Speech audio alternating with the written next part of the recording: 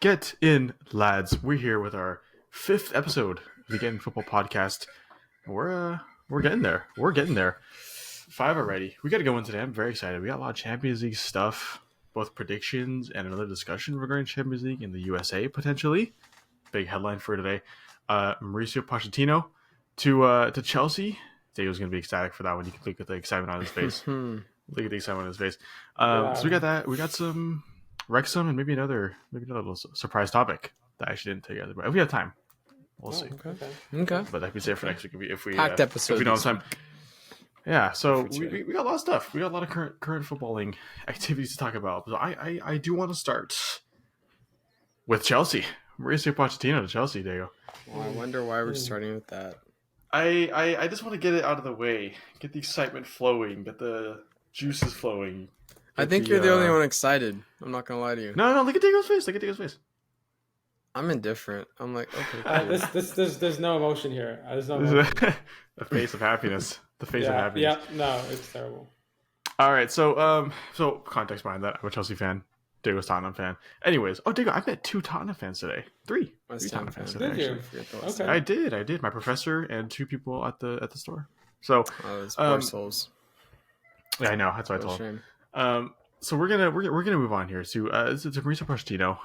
Looks like it's gonna happen. Final stages. I wouldn't be surprised if within the next day or two, Fabrizio Romano tweets that here we go for Chelsea fans. I, on one hand, am very excited. Diego, on the other hand, is experiencing the worst moment in his footballing life. He has claimed this is even worse than the Champions League final loss. It's not just the Poch thing, but generally speaking, yeah. As a Spurs fan, he's going through his. Yeah. Please tell us more, Diego. How Welcome you to the club. This? Yes, so, please. I mean, like it's just like everything, you know. The fact that we just had a terrible performance, one of the worst performances of recent years. Which performance was that? What was the scoreline again? We also and so we you know so bad. 6. I'm 20 sorry, minutes. I'm sorry. I'm talking. Sorry. I'm trying to. Thank you. Sorry. And how long did it take again? 20 minutes. 21. Go ahead. Okay, and all right, go ahead, Diego. Sorry, we're sorry. Yeah, so bad. Our players or the club refunded the fans tickets. So like that's something. So bad that Stellini, the assistant manager, got sacked, and now his assistant manager is promoted. Which, to be fair, I wanted Ryan Mason as the head coach the entire time. I don't know why we picked Stellini. That's true. But that's true. That's another topic. I think Mason will be, at least we won't be losing 6-1. But not only that. I mean, we're 6th actually right now. But like, not only we're still. I saw the F. The F formed in his mouth for 4th. No, I was gonna say we're still. Oh, sorry. All right. My fault. Last week we made predictions for the way the Prem's gonna finish, and I just want to take back what I said about Spurs. Okay, that was a week early. That was a week too early. Far too early. Yeah. So what are we? 5th now? No, 6th now. And imagine bottling it like that. Damn. Bottle. This isn't stopping. Boy, this isn't stopping here. We ain't bottling. Hey, no. Okay, come on. I'm getting my comeback after all this shit I get put through every week. All right. You guys, West Ham is still fighting. Okay, excuse me. We're not. Excuse me. We're in 14th right now. I need to cut this video up, and people are not expecting a West Ham video when they click on this. Okay. We're sticking with Tottenham Pochettino for now. Pochettino probably going to Chelsea, and Diego has been a very vocal supporter of bringing him back at Spurs for months now. Only to find out that Fabrizio tweets that they hadn't contacted him one time, or barely at all. I don't know, one time. Like, this wasn't a thought on their minds at all. And now he's going to his London rivals, Chelsea. And it makes me so happy. I think this is one of those signings where, like, during the process for Chelsea, everyone was like, Pochettino, really? Like, Tottenham, pretty much legend. We want to sign him, and, didn't win any trophies, whatever. And now I think everyone did the research and kind of thought about it, and oh, golly. Pochettino over Luis Enrique any day. which kind of like backtracks on like 2 videos I made about the topic. But Yeah, I'm so excited, Diego, I have What no do you remorse. think he can add to the Chelsea Football Club? Do So you reckon? So, Andres is doing so good right now as asking these questions. Look at him go. I hate both of you. I mean, clearly he can add a title to I- Tottenham. So what do you think he that can was- do to Chelsea? Why did I should just be doing homework right now. I don't know why I'm here. I should be doing homework. anyways, Pochettino can win. We know that Tottenham. Okay, in Pochettino's Just prime. not Just shut the. Let's Okay. let's look at at Tottenham during Pochettino. I wouldn't say they were the best team in the league. Player by player basis as a team, right? I wouldn't say that. Always outbeat by a City. See Liverpool were up there, even Chelsea at times. But I think a lot of their success, or near success, was based off Pochettino, and he did a lot. He developed these players. Heung-min Son, nothing without Pochettino. Harry Kane, nothing without Pochettino. He brought these players up, and that's what Chelsea needs. He's a commanding presence. He knows what to do. A big part of his pitch to Chelsea was his plan for Mikhail Mudryk and Levi Colwill, which are 2 of my favorite young players we have, and I think could do great things for club and country in the future. He's hard set on that. He knows how to develop these players. He knows how to give players adequate game time. We get him in now. He knows kind of what he wants to do over summer. It's great. It's fantastic. I think Tottenham will be disappointing at the opportunity to re-sign him. At missing out on the opportunity to re-sign him. So yeah, I mean that's me. That's Do you think it'll be an automatic turnaround for next season, or do you think it'll be like a 5th, 6th? Are you hoping like top of the table instead of bottom? No, I think it's gonna be a top 4 finish, because he's gonna have his preseason, which Graham Potter was so vocal about not having and blamed that a lot. Pochettino will have his preseason with the team. He'll be able to bring his players in that he wants to by then. He'll have no European football probably next year, so he can focus solely on Premier League. And I know we're gonna get tons of crap for that, but I don't give a damn. We'll have our domestic cups. I think it's gonna be great. I think it's gonna be a fun season. It's gonna be a fun season. I wouldn't be surprised if we don't finish top 4, because one beshing season, that's fine. But I think we're gonna be up there fighting against the best again, because Pochettino knows how to do that. We've seen it with Tottenham. He knows how to put these teams to the top. He's proven in the Premier League, not just anywhere else. Like in the Premier League, with one of the most notable sides of the past past decade or so. So I'm happy. Diego has not shown a single smile in this whole 10 minutes of recording. What's there to smile about? There's nothing. No, you're right. He's right. No. Nothing. I mean, who do you want manager now that a bunch of managers have been taken off the board and you've received another blow? I stick by my OG choice in Nagelsmann. Now that Poch is no longer going to be an option, and yeah, I think that I stick. I mean, you guys go watch the video. Not that one. I don't even talk about him again. But That's fair. Yeah. Probability wise, be an honest probability of what you think, like that getting Nagelsmann will actually be, like probability of getting him. Honestly, based on how this board has acted recently. Diego's throwing a party over there. Jesus. Someone's vibing. Hold on. No. It happens. Okay, they're down the hall. Now. That happens. Kind of. I think it's pretty high considering that Chelsea was our only competitor for him. And I think. Well, I wouldn't say only. Real Madrid might be losing Carlo Ancelotti. Carlo Ancelotti, though, kind of hinted that he would stay for at least another year the other day. Okay. Okay. I remember reading an article that said like he looked like he was staying, but to be fair, it could change, and in which case then Nagelsmann all of a sudden is looking at Chelsea. But I'm sorry, not Chelsea, Real Madrid. But yeah, I want to say it's pretty high. I don't know. I think it's pretty high. I have a little question here for your opinion, Diego. For Nagelsmann. So he was notably our number 1 contender for new manager. Fell through, like pretty randomly, to be honest. We didn't expect it. Fell through, and it seems because disagreements on the projects, little things like that. I think Todd Bowley undoubtedly kind of wants more of a yes man. And Julian Nagelsmann doesn't want to be that. Credit to him. I completely understand that. I feel like that's what Daniel Levy wants too. I feel like Tottenham's project is kind of very similar to Chelsea's in their goals and the path they'll take with less money, of course. So if he didn't like Chelsea's pitch, what can Tottenham do, or what should Tottenham do to make it so different? Like, what promises can they give him? I mean, that's the thing. I don't think we were any more.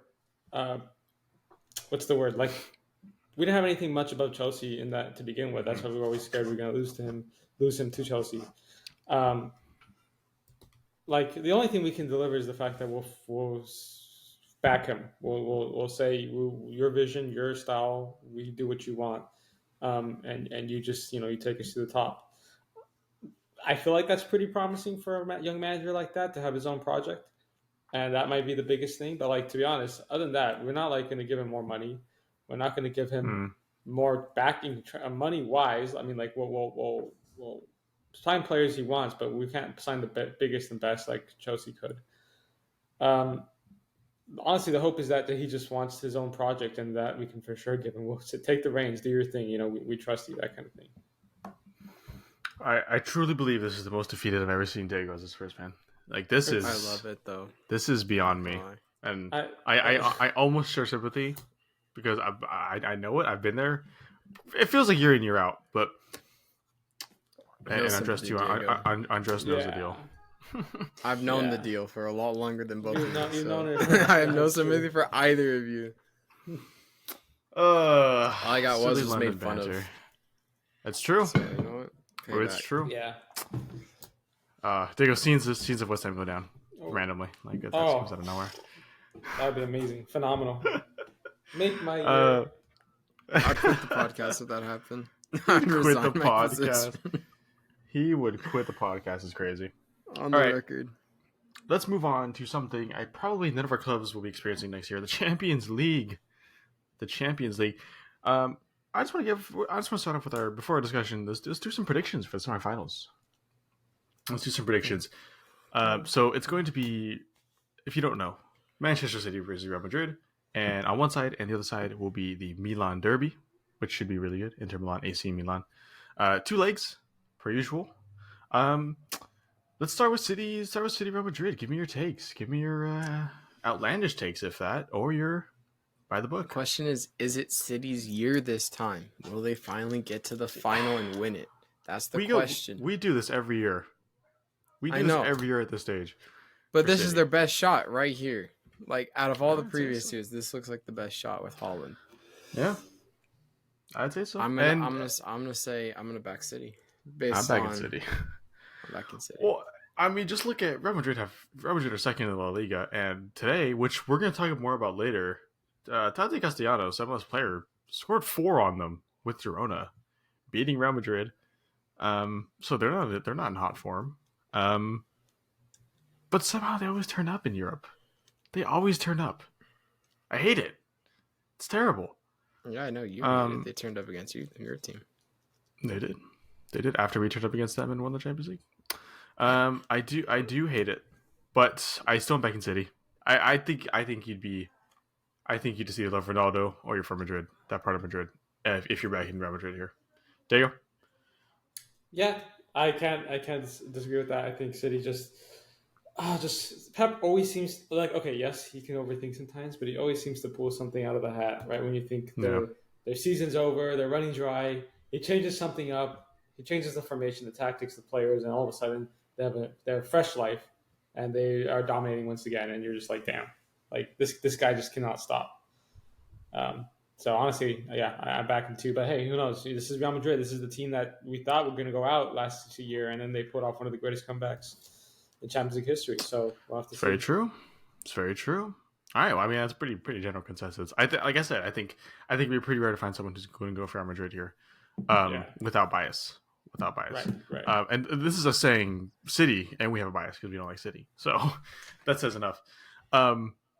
All right, let's move to the other side then. When the other side is a much more interesting game for me, and I'm hoping this goes down as one of the best Champions League fixtures matchups of Mm-hmm. a Champions history with the Milan Derby, Inter Milan, AC Milan. I mentioned in the recap video. This is like the year before San Siro was going to get demolished and rebuilt, or new stadium rebuilt. So this is a lot of footballing history involved in this matchup, and if if we get robbed from like an all time tie, I'm gonna be so sad.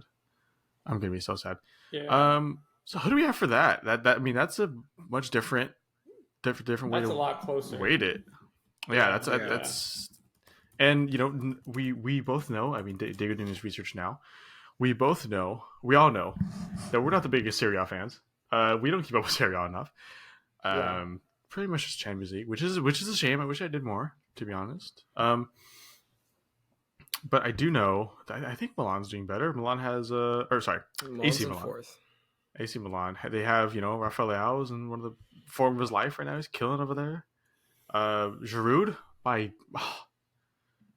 my legend, my king. He's killing it over there. And they got a lot of youth talent. Kalulu in defense. It's exciting. Inter Milan, on the other hand, they have my demon, Romelu Lukaku. The other side of the Chelsea coin in him, but they have a good team. They have a good team too. Kalinoglu, their Skriniar is there. De Vrij there. Barella's there, who I love Barella as a player. So it's a good one. And I still don't know. I was trying to say all that just to give myself a prediction there, but I couldn't come with this. I'll give it to Andres. Go ahead. Well, okay, so we got to look back because they're in the same league, obviously, so they played each other. You got to remember they played in the Super Coppa Italia in the final together, and Inter Milan beat AC Milan 3-0, and then they played in a league game fixture in February, and Inter Milan won 1-0, so they're currently 2-0 up in the series for this season. But I don't know. I think Milan's got it in. Sorry, I can't say Milan because AC Milan. Sorry, AC Milan's got it in the bag. Disclaimer: I think most people refer to AC Milan as Milan. If you're referring to Inter Milan, you say Inter. Let's just put that out there. For non-football people, it's AC Milan is what I'm referring to. But I feel like AC Milan did the job against Napoli. And Napoli's obviously first in Serie A. Yeah. I felt like Napoli could have went on to win the game if they finished some of their chances, but Milan was clinical in the counterattack. So in that game. So personally, I think it's gonna be a really close game. I really hope it's not like a one-sided game because that wouldn't be a cool way to end the story to the historic stadium. But I'm gonna go AC Milan. I think Zlatan in the final would be cool to see. He's not. He can't play. He can't play. He can still lift the trophy. No. If AC Milan win, he wouldn't get a trophy. He wouldn't get a medal. Damn, I'm getting called out. He's not registered with them. Gotcha, I'm getting called out. It's cool. Don't worry, come at me. I don't. Well, hey, you were doing good. You were doing good. I was doing so good, but it's cool. Yeah. I feel like Giroud. I don't want to say anything else. But to embarrass myself. But I'm gonna say Giroud is gonna help them win the game. I'm gonna say he's gonna score the equalizer. No, game winner. Sorry. Wow. Oh, that's my prediction. My king. Wow. My king. Diego. The flares are going to go absolutely fucking crazy all around. Dude, you know the picture of who is it? Is it Maldini? But he's the famous picture where they're standing next to each other. Yeah. I can't think of a recreation of that. Imagine. Or some level of that atmosphere in the stands would be crazy. Yeah. All right, Diego. Yeah. Your Milan predictions here. I kind of think AC Milan are the better team. And so I'm going to have to go with AC Milan. I think Giroud is a big game player. I think Leao is a big game player, and I think that link up between them is going to be really, really nice. I don't think it's going to be like a rout or anything. I think it'll be very close, but I do think Milan will edge it over Inter. But that being said, I think without a doubt, the atmosphere is going to be insane. The games are going to be great, and we're going to have a series. When you get derbies and Champions League ties, they're just so good. They're just so good. Exudes passion. Yeah. Exudes history even. Yeah. History even. Just so everyone knows, if you're watching this on our podcast episode, we normally, or even just, I'm probably gonna post this on its own. But if you are watching, we do do recaps for every stage of the Champions League. So if you want a recap after, if you're not planning on watching it yourself or keeping up with it that much, consider subscribing. Check out our shorts and or our TikTok at Getting Podcast. If you want to find those, and we can keep you updated with the Champions League as well as other leagues as well. Kind of throw them out there. Little self ad. Oh, exactly. You know what we do. Okay, so that's the two then. I think generally AC Milan is the pick here, and City on the other side. City AC Milan. I'm trying really hard to imagine a surprise. It's hard. It's really hard. I can't lie. I think if City wins this tie, they win the Champions League. I think so too. I agree. I concur. Yeah. Unless they bottle it in the final, but unless they bottle it, which they can't. They They've have done so before. much firepower. They do. I don't know. They do. But I mean, you never know. Like I said, they on paper, and most people assumed they were going to beat us, and they didn't. And we, at the end of the day, I still think we deserve to win that. So who knows? I mean, this is a somewhat unfamiliar territory for the boys in blue over in Manchester. I feel like that kind of damaged them last time when they played us. Who's to say they won't damage them again this time? You know, and I will say it's not. One could make the argument, oh, they've played it in before. They're used to it now. That was COVID. That wasn't a full stadium. That was different circumstances, right?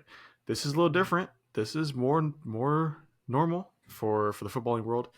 And so it's still pretty foreign, pretty brand new to them. I don't know. I honestly, if they win it, very confident saying City like it gives them the pedigree. All we have to hate on City for is that they haven't won anything in Europe, and once they win it, it's done. And then I mean, Yeah. I don't mind giving City the credit because they have been phenomenal. Pep's been phenomenal. De Bruyne and Haaland's only just making it better. You know, so you can't not give them the credit. But this was the year of ending debates. nail in the Messi coffin. Ronaldo debate ended. The Man Goodness. City debate's probably going to end if they win the thing. Goodness. So I mean, my goodness, Wow. 2023 proven everybody 50% of people were wrong. Andres is just so on it today. Andres is just so on it, dude. Goodness me, look at him. He was excited for this one. All right, let's stick with the Champions League. So today, interview with the I forget his name, the main Champions League dude, UEFA dude, was asked about potentially holding matches in the USA. The world football, especially the Premier League, have been trending towards things like that. I wouldn't be surprised if in the next couple years they have some league matches in the USA in some capacity. They typically do USA tours. They are going to do some this year, as well as Wrexham. We'll be there. Which we will be there. That's right. 26th? 25th. 26th? 25th, okay. 25th. I think 25th. 25th. So, which we will be there. Maybe vlogging, who knows? But anyways, back to the USA thing. Champions League playing in the USA, as well as potentially the final. I will go on to say his quote. So this is the UEFA president, Kefren, one of those. I forgot to pronounce his name. I apologize if I offend anyone. Says Champions League games being played in the USA. It's possible we started to discuss about that, as he told Men in Blazers. In 2025, the final is in Munich. After that, let's see.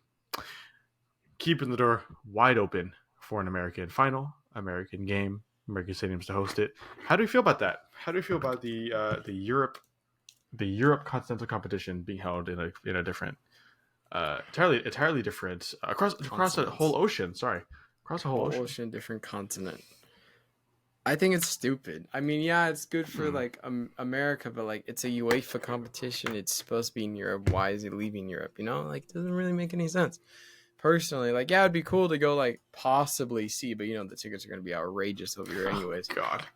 Mm-hmm. But you know, it doesn't make any sense. It's not a CONCACAF competition. Yeah, it'd be cool because you know they have Americans getting invested, but realistically, it makes more sense if it's over in Europe, so those specific supporters can go. Because then a lot of supporters won't be able to go. There are actually like hardcore dedicated fans because it's a lot cheaper to go in Europe places than it is to fly across a whole ocean.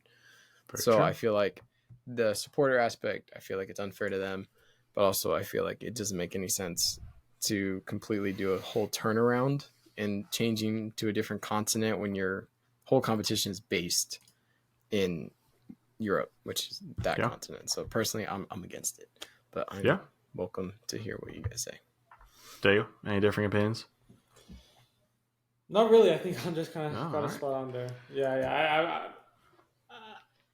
I think it's. I don't. I think it's. I think it's interesting. I think it's interesting. Like, you know,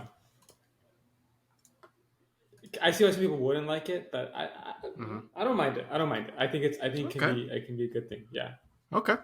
All right. Yeah. I like that. A little different from Andres there. I'm gonna go. I think a little more in the middle between you guys. So, or I guess I'll go in the middle. I'm weighing both sides here, right?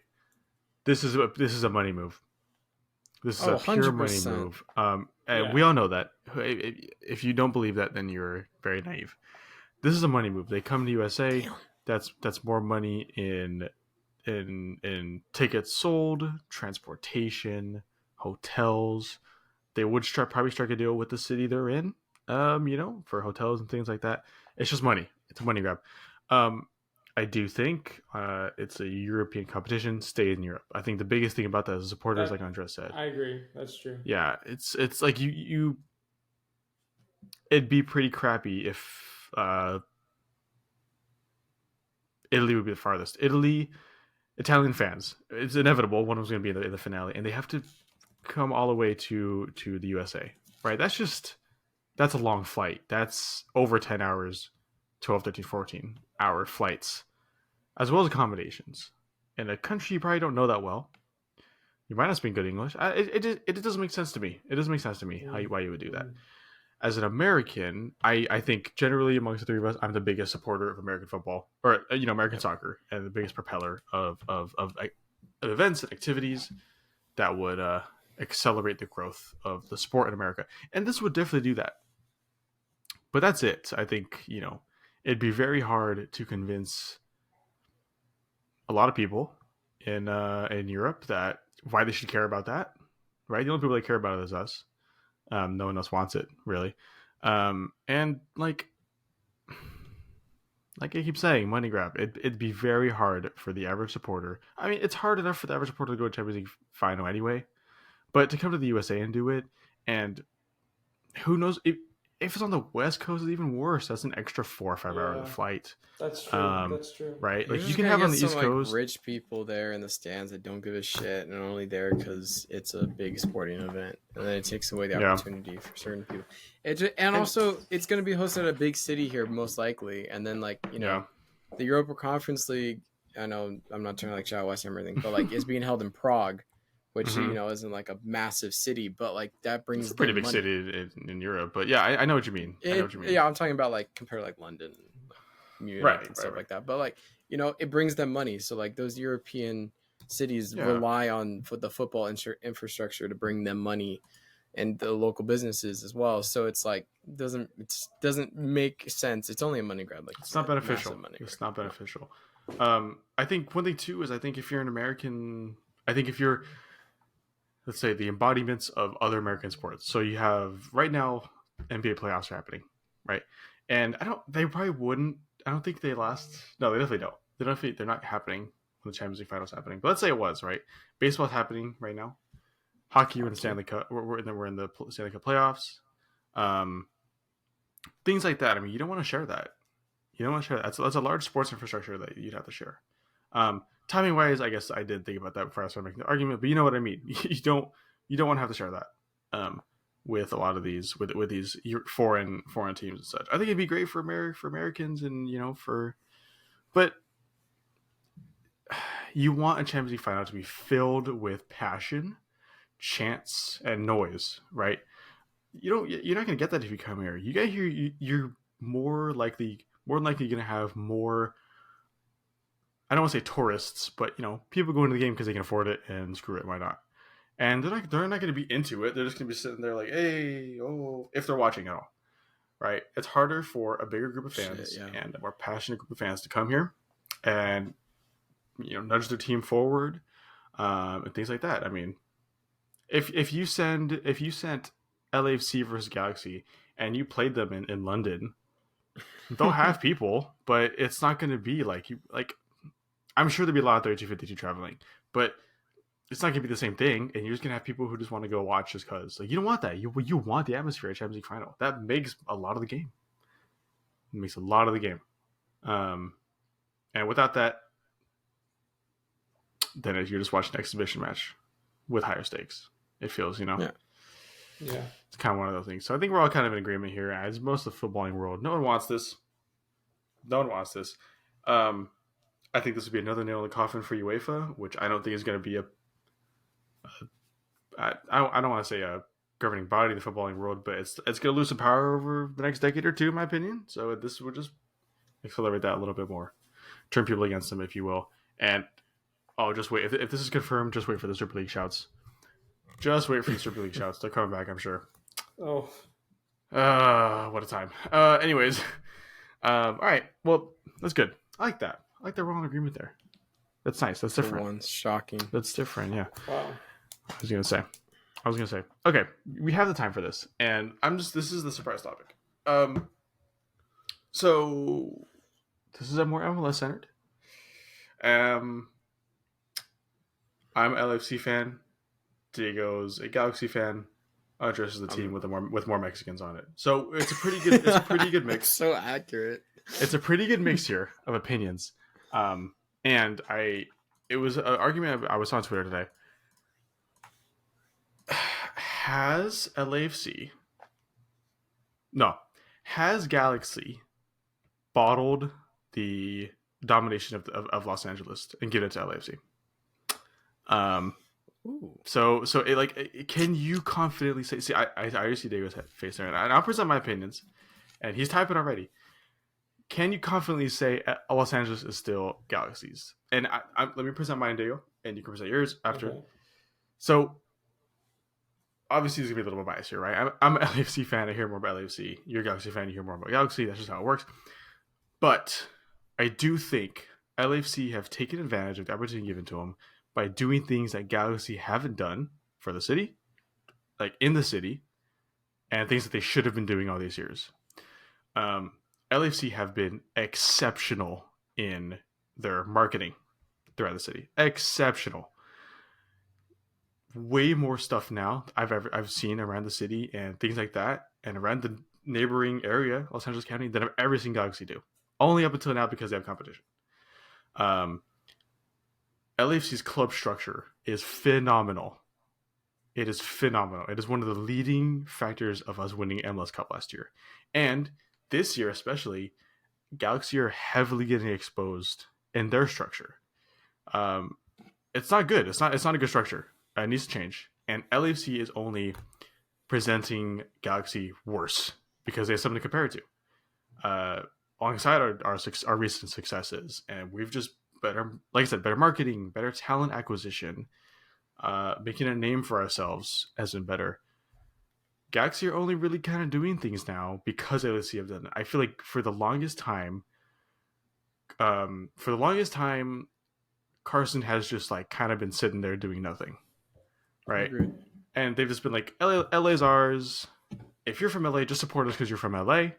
No real reason. That's what I did up until LAFC. I just said Galaxy because they're LA.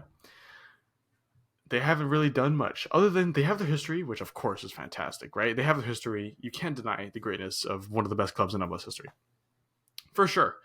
But for the longest time, they've just sat back on that.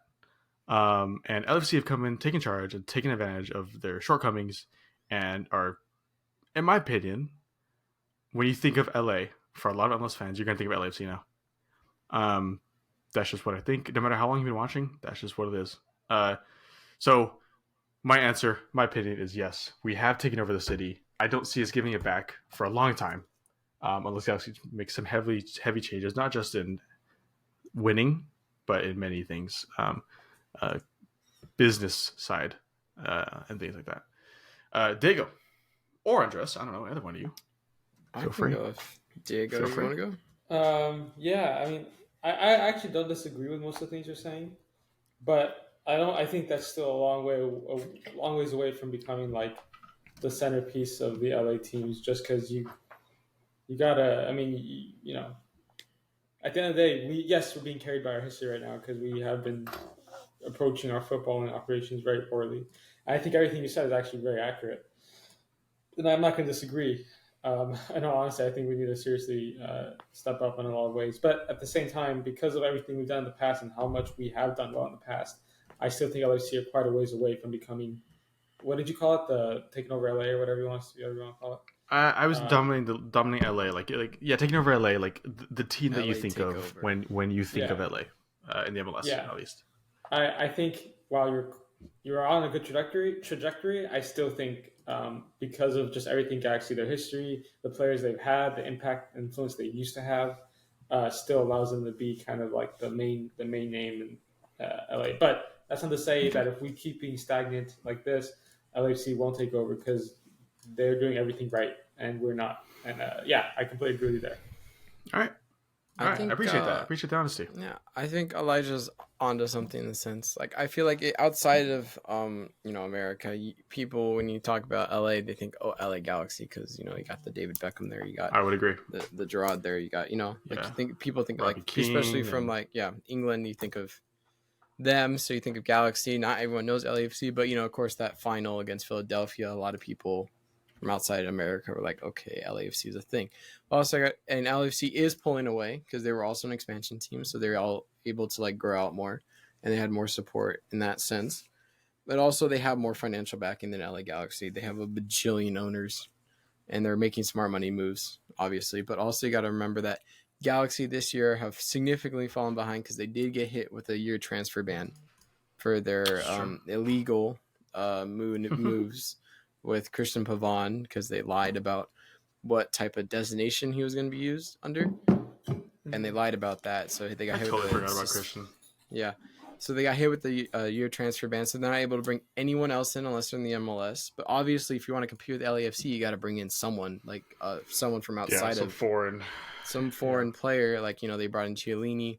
He doesn't play all the time, but it's still a big name player. But he's also class still, even for his age. Dennis Bouanga this year. Yeah, so like you got to think about that because I'm sure Greg Berhalter. Nope, sorry, not Greg Berhalter. Wrong manager. Ooh. What's his name? Diego, what's the Galaxy's manager name? I'm Greg completely Vanny? forgot. Greg Vanny. There we go. Yeah, That's right. Wrong That's Greg. Right, that's right. Wrong Greg. But yeah, he's talked about how it really didn't help their situation because they also lost a lot of players. Like their right back Araujo, the Mexican, he went to Barcelona, so they lost him. There's no replacement for him, so it's hard to work with that. But at this moment in time, I would say LAFC has the takeover. They're winning the games against them. They're getting to the playoffs. Now, I'm not saying Galaxy can't turn the season around. It's still very early on. They did get their first win of the season yesterday. Chicha looks good coming back from injury, and he looks like he's going to put the team on his shoulders this season. So I think at the moment, LAFC's got it. LA takeover completed. Also, they're in fucking LA. They're actually in the city of Los Angeles, and they're on the outskirts. So Love you for that, Andres. But I'm just saying, I love you for that. yes, I like going to Galaxy games because I don't have to go in the heart of LA. But LAFC is in LA. It's like the Angels. It's like they're not the Los Angeles Angels. They're in Anaheim. So they are the Los Angeles Angels, but they're technically the Los Angeles Angels of Anaheim. I that is a key thing. I think that this kind of plays into the marketing too. Diego and I have had countless debates over the whole Los Angeles thing, right? You can believe what you want to believe. I'm gonna have to poke fun. It's true. Galaxy aren't in LA. They're around LA. LAFC is in LA, right next to the USC, right next to the Coliseum, things like that. And that's a huge ploy because their whole thing leading up to this is we are the people's team. We are the people of Los Angeles. We want to be their team. The people who can't afford to do these games. I mean, that doesn't really matter anymore. But the people who, don't have a local team to support because Carson's too far away, right? We want to be that. And I think that's been good. That's gotten the support. 3252, I think. Once we started our fan section, the 3252, everyone went, I don't want to say went crazy for him, but that was like a big talk. Is that okay? Look at them, they love this team, and they started. And I think a lot of people were thought, okay, it's their first season, they're gonna die down, and they haven't, right? Just because of how accessible this team is, the people, the audience they want to appeal to. And I think they've been doing really good. I think Galaxy, in recent years, Galaxy haven't even had an audience that they're trying to appeal to. You have to appeal to a certain group of people in order to come to your games and do that. I can't confidently say that Galaxy have anyone. It's just I want to say Galaxy fans, already Galaxy fans, is that, and there's plenty of them, right? So they can rely on that, but there's no. They need to appeal to new people because the MLS is growing. There's way more fans than ever, and if you have a crosstown rival, an LAFC that's successful, well run, well managed, well presented, throughout social media, throughout markets, things like that, you're going to lose out more often than not. So, I mean, it's definitely possible. This is one of the biggest rivalries already in MLS, alongside Seattle, Portland is up there. Things like that. It's possible. Like think about Tottenham, Arsenal, same city, equal amount of fans, give or take. Equal bottling too. Equal amount of bottling. We always go back to this bottle job. It seems. We do. But yeah, it's possible they could do it. They just haven't done it. Yeah. And, I mean, the two best teams in California. Look, San Jose, get the fuck out of here. Just lost to Monterey Bay. Get the fuck out of here. But they did. I didn't know that. Yeah. Shout out Monterey Bay, by the way. Monterey Bay is like 2-3 years old too. Yeah. USL. Shout them out. They just beat them in the U.S. Open Cup 1-0. So we love USL. I need to go to a Loyal game. We should all go to a Loyal game. That would be sick. Landon Donovan, I met you. Hit us up. Get us some tickets. Yeah, at one of my academy games. That's pretty cool. I met him. Yeah. Oh, dude. Okay, this is beside the point. We're done with the conversation.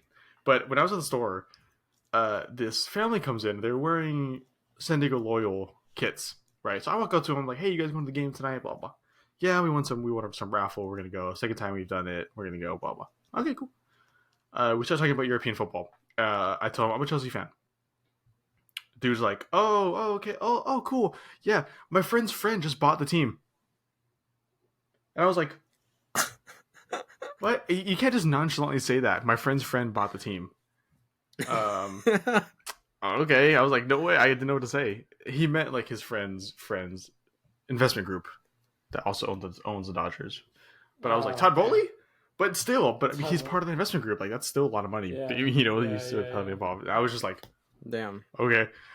Pretty cool. All right. Well, let's cap it there. Dave's got homework to do. It's getting late. It's 10:36 p.m. One more shout out. Shout out Wrexham for their promotion. Great job. Shout out Wrexham. Yes, indeed. Ryan Meadows and Rob McElhenney. Shout out them. Ben Foster. I was just about to say, because I was just about to say Wrexham, and I was going to mention that too. But like we said earlier, we're going to go watch the Wrexham Manchester United game in San Diego, July 25th. So if you want any content regarding that, we'll have a lot because we're excited for it. Very excited for it. Consider subscribing, notifications on so you know when that's coming out. I'm sure we're going to talk about it every single video in that month of July until then. So if that interests you at all, please consider subscribing. We're going to have good fun. We might vlog it, little match day experience, because why not? Maybe on the trip way down there too for Diego and I. Who knows? There you go. Should be good. Experience. Should be good. So that's about it. That wraps up episode 5. We're halfway to double digits already. We're killing it. If you enjoyed the episode, please consider subscribing. Turn notifications on. If you missed any of the other episodes, we have a full episode playlist. So go check that out. And we're enjoying it. We're doing good right now. We're growing a lot, which is very nice to see. Very nice to see. So I think that's pretty much it. Thank you guys for watching. Thank you guys very much.